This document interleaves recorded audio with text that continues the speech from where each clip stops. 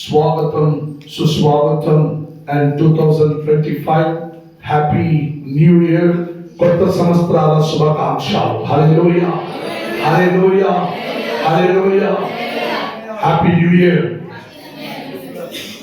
ఈ అవసరం వచ్చింది చూద్దాం. ఏమో వచ్చిందే చూద్దాం. 2024 కూడా అర్థం చెప్పినాం.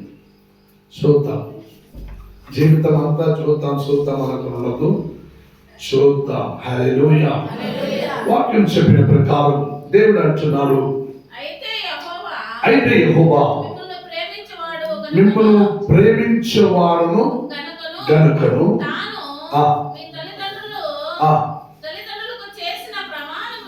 గమనించండి.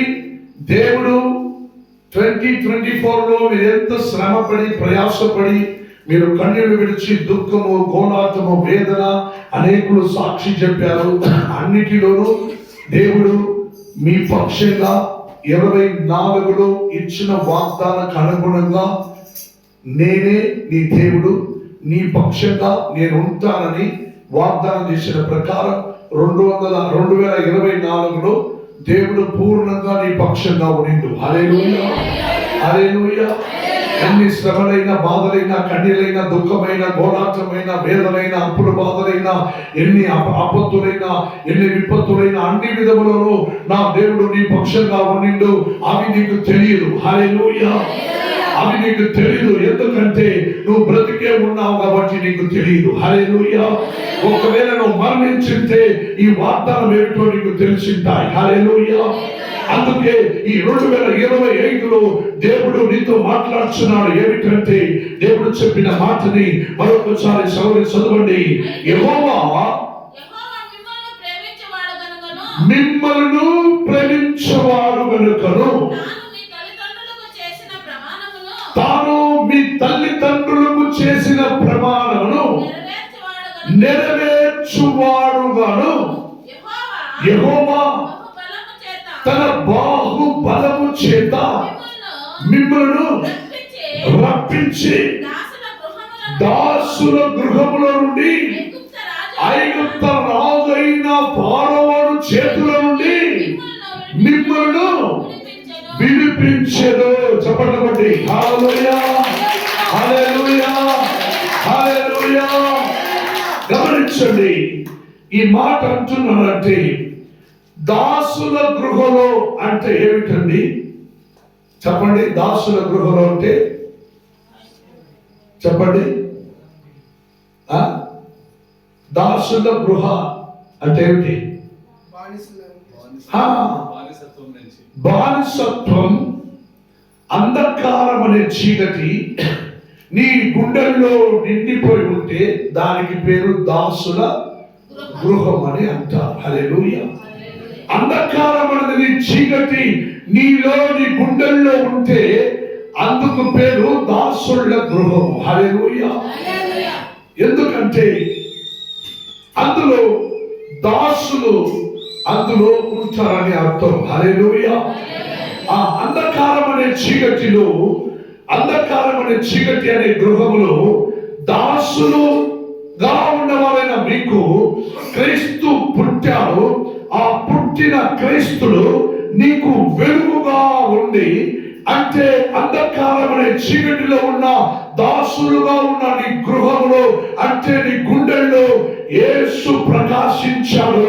ఆయన ప్రకాశం నీలో ఉండుకొని ఈ ఫరోను చేతిలో నుండి, రాజైన ఫరోను చేతిలో, అంటే దాని అర్థం ఏమిటి?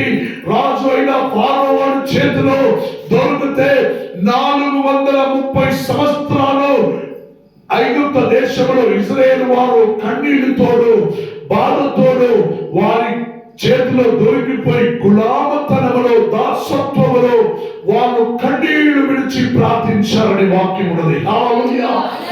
అటైతే ఆ దాసత్వంలో నుండి, ఆ గులామతనములో నుండి నిన్ను విడిపించడానికి, అంటే ఆ రాజైన ఫరోను చేతిలో నుండి నిన్ను విడిపించి చీకటి, అంధకారం, పాపం, అపవాది క్రియలు ఇవన్నిటిలో నుండి నిన్ను విడిపించడానికి దేవుడు తానే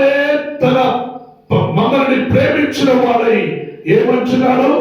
యెహోవా మిమ్మల్ని ప్రేమించినాడు గనుక, యెహోవా దేవుడు మిమ్మల్ని ప్రేమించినాడు గనుక తన పితృడైన అబ్రహాముకు, తల్లిదండ్రులు అంటే అబ్రహాముకు, వారి బిడ్డలకు, యాకోబుకు, యోసేపుకు దేవుడు ప్రమాణం చేసిన ప్రకారం తన తల్లిదండ్రులు అంటే అబ్రహాము, ఇస్సాకు, యాకోబు, మోసే ఇటువంటి వారందరికీ ప్రమాణము చేసినాడు. ఏమిటది?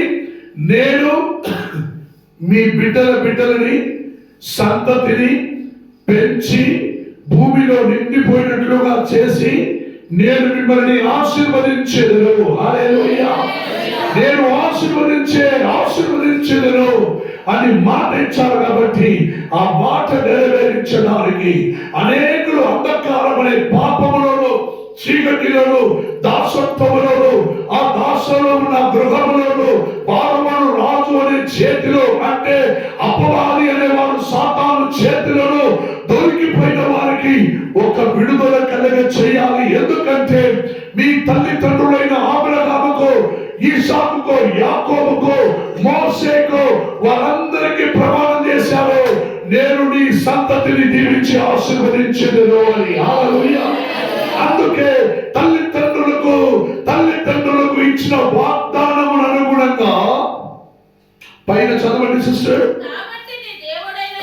కాబట్టి నీ దేవుడైన యెహోవా తానే దేవుడనియు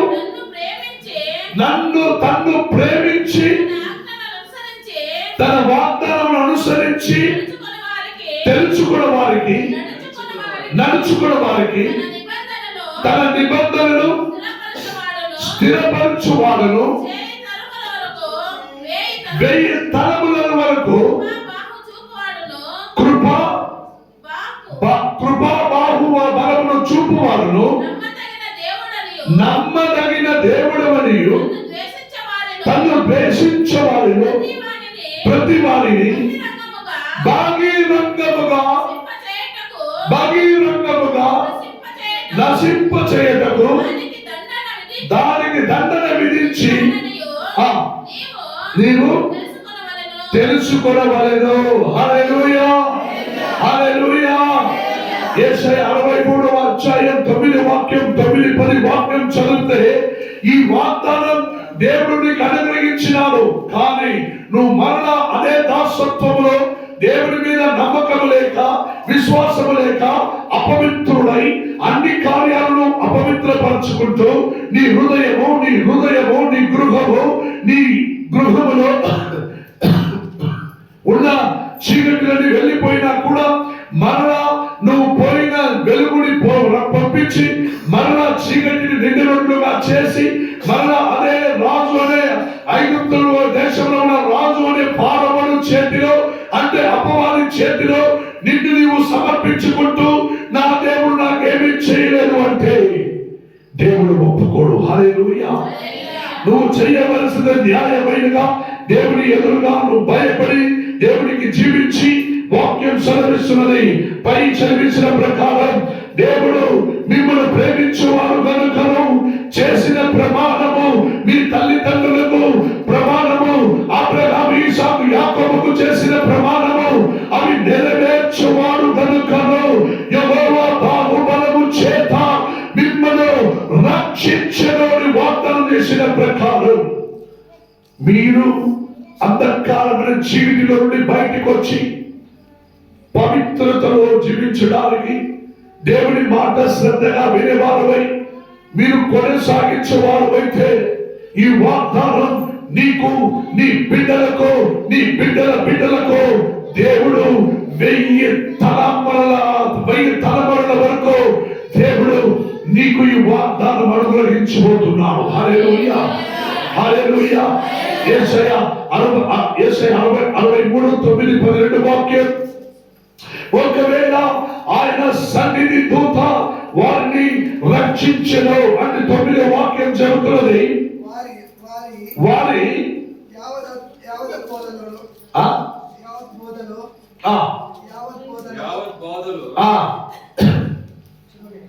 50 బాధలు యావత్ బోధలో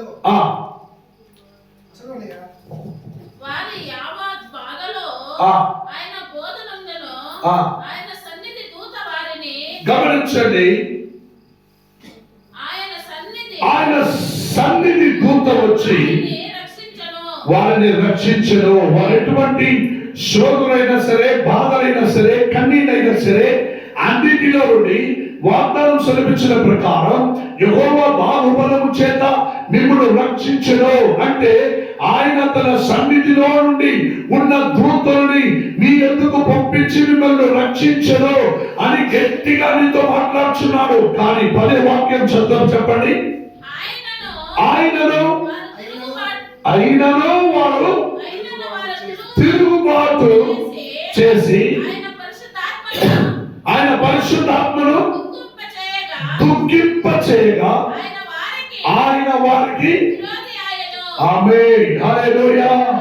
ఇట్స్ ఎ సింపుల్ మ్యాటర్. 2025 నీకు సాధకంగా ఉండాలా? 2025 నీకు ప్రయోజనంగా ఉండాలా? ఈ 2025 కొత్తగా చప్పట్లు కొట్టి స్వాగతించావే. ఈ 2025 నీకు ప్రయోజనంగా ఉండాలా? నీవు చేయవలసినది ఏమిటంటే ఆయన తన యెహోవా బాహుబలము చేత మిమ్మల్ని రప్పించెను, తప్పించెను, కరుణించెను, కాపాడనుని చెబుతున్నాడు. కాబట్టి నువ్వు నమ్మాలి. అందుకే ఆయన అన్నాడు, ఆయన తండ్రి తన సన్నిధిలో నుండి ఉన్న దూతలని వారి దగ్గరికి పంపించి వారిని రక్షించెను అని మాట సెలవిస్తున్నాడు. నువ్వు ఒకవేళ విశ్వాసించకుండా 2024లో నువ్వు అపనమ్మకముతోనో అల్ప విశ్వాసముతోనో నువ్వు ఉన్నవాడుగానే ఉన్నావంటే మరలా అదే ప్రకారమే దేవుడు ఏమంటున్నాడు, అయినను వారు తిరుగుబాటు చేసి ఆయన పరిశుద్ధాత్మను దుఃఖింప చేయగా ఆయన వారికి విరోధి ఆయను. హల్లెలూయా. దేవుని మాటని శ్రద్ధగా వింటే నా దేవుడు నీకు మిత్రుడుగా ఉంటాడు, నీ శత్రువులను కూడా నీకు మిత్రుడుగా చేస్తాడు. కానీ నువ్వు అపవిత్రుడిపై అదే ప్రకారం 2024లో ఉన్నట్టుగానే నువ్వు జీవించడానికి ప్రయాసపడినావంటే 25లో దేవుడే నీకు విరోధిగా నిలబడతాడు. అప్పుడు నువ్వు కాదు, మీ బాబు వచ్చి మీరు మోకరించినా కూడా మీ ప్రార్థన తన చెవులో వినడు. మీరున్న స్థితిగతిలో మిమ్మల్ని భారవం చేతిలో 400 సంవత్సరాలకి వదిలిపెట్టిన ప్రకారం దేవుడు నిన్ను ఒక్కసారి తీర్మానించి వదిలిపెట్టారంటే తర్వాత నీ బతుకు అల్లో కళ్ళలో అయిపోతాయి. హల్లెలూయా. మర్యాదగా ఒక్కసారి చెప్పిన వెంటనే నువ్వు ఆయన మాటకి లోబడిన వాడువై, నువ్వు ఆయన అంగీకరించిన వాడువై నువ్వు జీవించావంటే ఆయన తన సన్నిధిలో నుండి దూతలను పంపించి ఈ 2025లో నిన్ను నీ కుటుంబ సభ్యులను దేవుడు కాపాడతాడు. ఆమేన్ హల్లెలూయా హల్లెలూయా.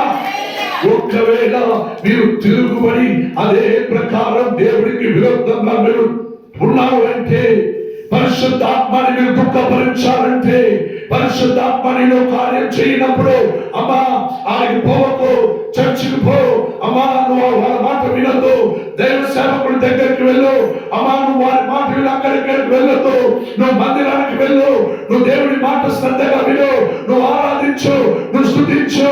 దేవుడు తన సన్నిధిలో నుండి దూతలను పంపించి కాపాడుతానని వాగ్దానం ఇచ్చారు కదా అని చెప్పినప్పుడు పరిశుద్ధాత్మ నీలో మాట్లాడుచుండగా నువ్వు అది అంగీకరించి అవును దేవుడు 2025వ దినమున 12 గంటలకు ఉదయ కాలమునే నాతో మాట్లాడినారని విశ్వాసించి నువ్వు దేవుడిని దుఃఖపరచకుండా నీవున్న దుఃఖంతోనే నువ్వు మందిరంలో చేరి ప్రభుని మహిమపరచాలంటే దేవుడు తన దూతలను పంపించి నిన్ను తన కుటుంబ సభ్యులతో పాటు మిమ్మల్ని రక్షించుతాడు. హల్లెలూయా.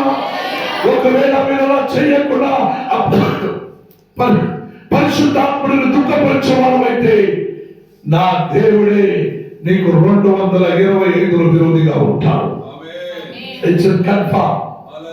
నా దేవుడే నీకు 225లో నీకు విరోధిగా ఉంటాడు అంటే నీవు ఏమి చేసినా, తల కిందలుగా చేసినా సరే, తల పైకెత్తినా సరే, నువ్వేమి చేయలేవు. హల్లెలూయా. నువ్వేమి చేయలేవు. అందుకే ఒక మాట యెరెమీయా 31:3 చదివిస్తున్నది. దేవుడేమంటున్నాడు? నేను నిన్ను ప్రేమించినది నా శాశ్వత ప్రేమతో. హల్లెలూయా. నేను మనిషి ప్రేమతో నిన్ను ప్రేమించలేదు. నేను మనిషిగా నిన్ను ప్రేమించినాను కాబట్టి ఆ శాశ్వత ప్రేమలో నేను నిన్ను ఉన్నత స్థానంలో కూర్చోబెట్టి ఉండాలని దేవుడు అంటున్నాడు. హల్లెలూయా. హల్లెలూయా. అదే ఓసేయ గ్రంథం 11వ అధ్యాయం 1వ వాక్యం. ఓసేయ 11వ అధ్యాయం 1వ వాక్యం.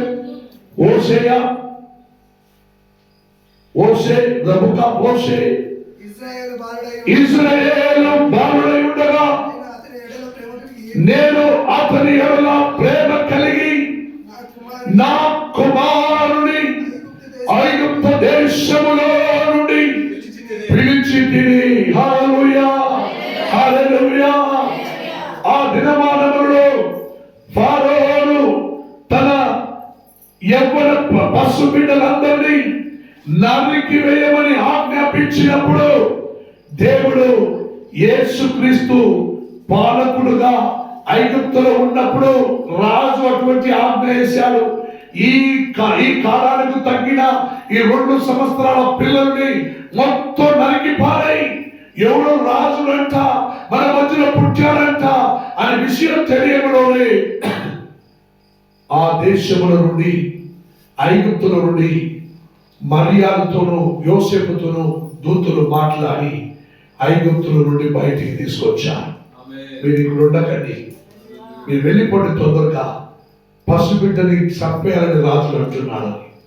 వారు ఆ బిడ్డను తీసుకుంటూ దేశం దాటిపోయిన వెంటనే రాజు అటువంటి ఆజ్ఞ ఇచ్చాడు. అందుకే ఈ మాట చెబుతున్నది, ఇశ్రాయేలు బాలుడై ఉండగా నేను అతని ఎడల ప్రేమ కలిగి నా కుమారుని ఐగుప్తు దేశముల నుండి పిలిచి తిని. హల్లెలూయా. ఐగుప్తు దేశముల నుండి పిలిచిన వాడైన కుమారుడు యేసు ఈ రోజు పాలకుడుగా నీ గుండెల్లో పుట్టి ఉన్నాడు. హల్లెలూయా. హల్లెలూయా. మలాకి గ్రంథంలో 1వ అధ్యాయం 2వ వాక్యం చివరిగా, మలాకి అధ్యాయం 1వ అధ్యాయం 2వ వాక్యం, నేను మీ ఎడల యెహోవా సెలవిచ్చినది ఏమనగా నేను మీ ఎడల ప్రేమ చూపి ఉన్నాను. అయితే మీరు ఏ విషయమందు నీవు నా ఎడల ఏ విషయంలో మీరు ప్రేమ చూపితివి అందరూ. హల్లెలూయా. హల్లెలూయా. నేను నీకు ప్రేమ చూపిస్తున్నాను, నువ్వు నాకేం చూపిస్తున్నావు? హల్లెలూయా. ద్వేషం చూపిస్తున్నావా? నేను నిన్ను ప్రేమిస్తున్నానంటే నీవు కూడా నన్ను ప్రేమించాలని అర్థం. హల్లెలూయా. అందుకే వాగ్దానం సెలవించిన ప్రకారం యెహోవా మిమ్మల్ని ప్రేమించువాడు గనుకను తన తల్లిదండ్రులైన అబ్రహాముకు వాళ్ళందరికీ చేసిన ప్రమాణమును నెరవేర్చువాడు గనుకను యెహోవా బాహుబలము చేత మిమ్మును బయటికి అన్నిట్లో నుండి రప్పించి తప్పించెను. మీకు ఆ సమయానికి నా సన్నిధిలో నుండి నా దూతుని మీ దగ్గరికి పంపించి మిమ్మల్ని తప్పించెను. మీరు ఒకవేళ నాకు తిరుగుబడితే నేనే నీకు మొదటి ఎదురుగా మారుతాను. హల్లెలూయా. ఈ మాటను శ్రద్ధగా వినాలి. ఆ దేవుడు నన్ను రక్షిస్తానంట, నన్ను క్షమిస్తానంట, నన్ను కాపాడతానంట, తన బాహుబలంలో విడిపిస్తానంట. అనేకులు సాక్షి చూశాం. అనేక సంవత్సరాల నుండి చర్చలో ఉన్నాను, ప్రభువా ఆరాధిస్తున్నాను, నా దేవుడు నాకేమీ చేయలేదే. నువ్వు దేవుడికి ఏమి చేశావు? నీ హృదయం పూర్ణంగా ఇచ్చావా? అల్ప విశ్వాసముతో నీవు నీ జీవితమును గడిపావే. నీ విశ్వాసానికి తగ్గిన విశ్వాసం కదా నా దేవుడు చూపించేవాడు. అద్దం ఎదురుగా పెట్టుకుంటూ నువ్వు ఊరికే నిలుచుకుంటే అద్దము కూడా ఊరికే ఉంటుంది. నువ్వు అద్దమును చూసుకుంటూ నీ కప్పి చేస్తా ఏమండి అద్దం ముందు నిలుచుకున్న వాళ్ళు చూసినారా అమ్మా? ఆ కన్నడి ఎదురుగడ నిలుచుకోవడం పడతారే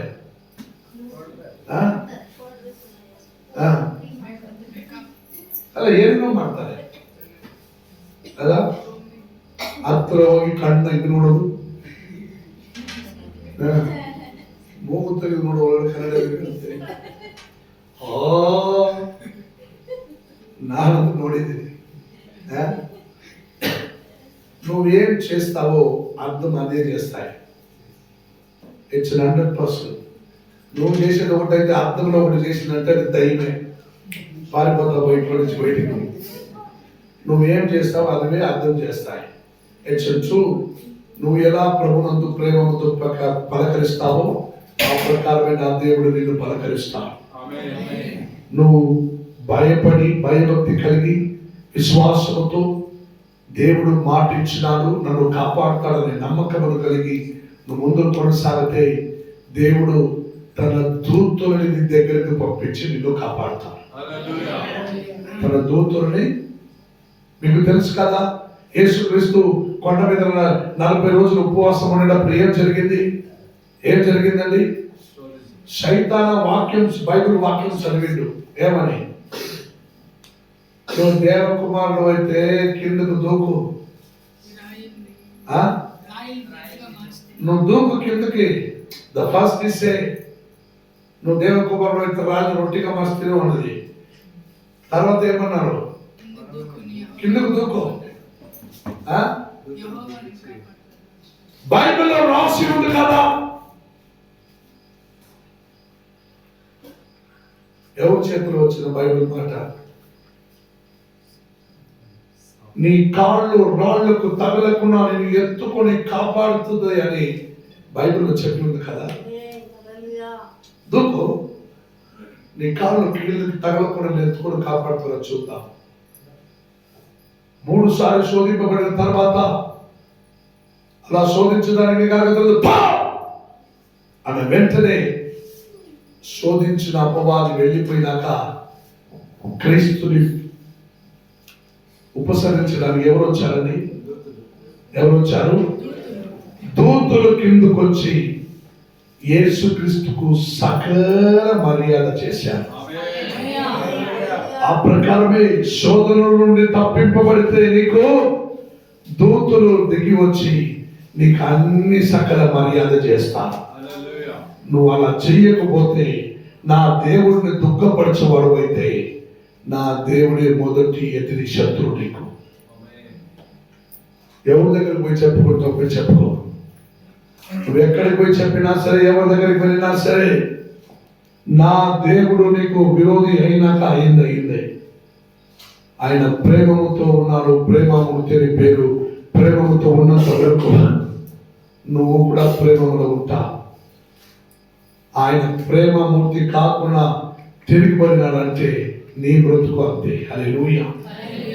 జాగ్రత్త పడి 2025లో నీ బ్రతుకు అల్లాడిపోకున్నట్లుగా చూసుకోవాలని మీలో మనవి చేసుకుంటున్నాను.